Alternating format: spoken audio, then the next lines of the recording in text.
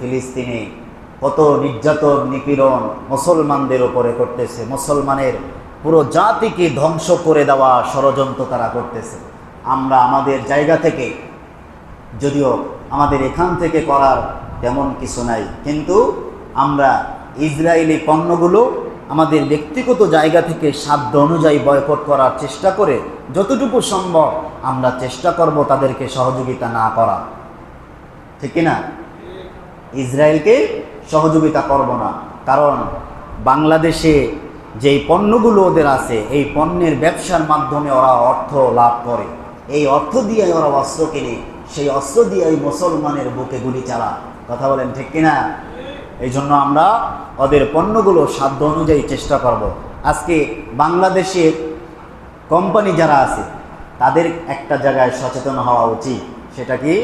যেমন ইসরায়েল বা ইহুদি নাসারাদের যে পণ্যগুলো, ওদের পণ্যগুলো একটু মানসম্মত, ওদের পণ্যগুলো একটু ভালো, যার কারণে মানুষ ওদেরটা ব্যবহার করে। কিন্তু আমাদের দেশের কোম্পানি যারা আছে তারাও যদি ব্যবসার দিকটা একটু হিসাব কিতাব কম করে, নিজের ইমানের খাতিরে, মুসলমানের খাতিরে, মুসলমানের ভালোবাসায় যে ব্যবসা কম করলাম, ব্যবসা করলাম না তা না, ব্যবসা কম করে আমাদের মালের এটা যে একটা গ্রহণযোগ্যতা, মালের যে একটা ধরন, এটা যদি আমরা ভালো করতে পারি তাহলে আমার মালটাও বাংলার জমিনের মানুষ খাবে।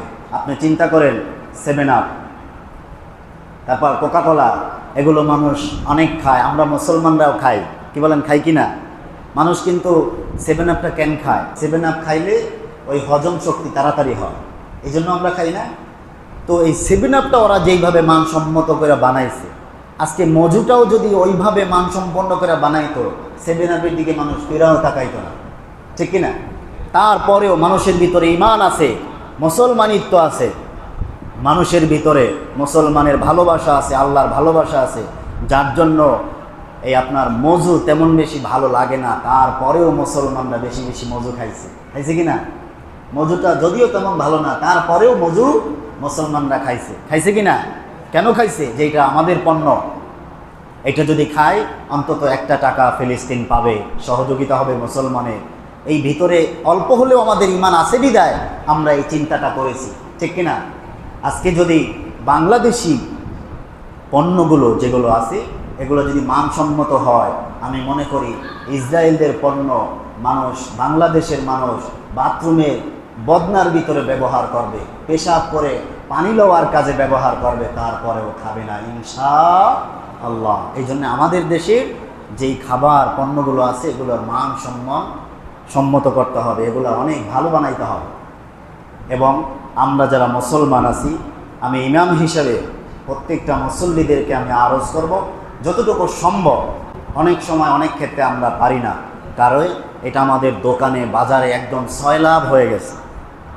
এমনও দোকান আছে ইহুদি নাসারাদের পণ্য যদি বাদ দেয় তাহলে এই দোকানে কোনো মালই থাকে না, এমন কিছু দোকানও আছে। তাইলে আমরা সাধ্য অনুযায়ী চেষ্টা করব যত কম ওদেরটা খায়া পারি, আমাদের দেশের পণ্য যত বেশি আমরা ব্যবহার করতে পারি ততই আমাদের লাভ, মুসলমানদের লাভ।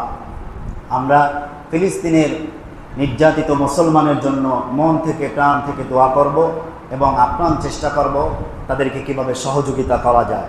আল্লাহ তাআলা তাদেরকে যেন সাহায্য করেন, আল্লাহ তাআলা আমাদের মনের তামান্নাকে যেন কবুল করেন, আল্লাহ তাআলা সমস্ত মুসলমানের উপরে যেন দয়া করেন, সমস্ত মুসলমানদেরকে যেন হেফাজত করেন।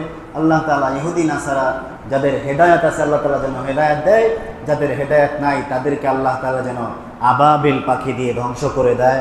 সকলেই বলে আমিন। ওয়া আখিরু দাওয়ানা আলহামদুলিল্লাহি রাব্বিল আলামিন।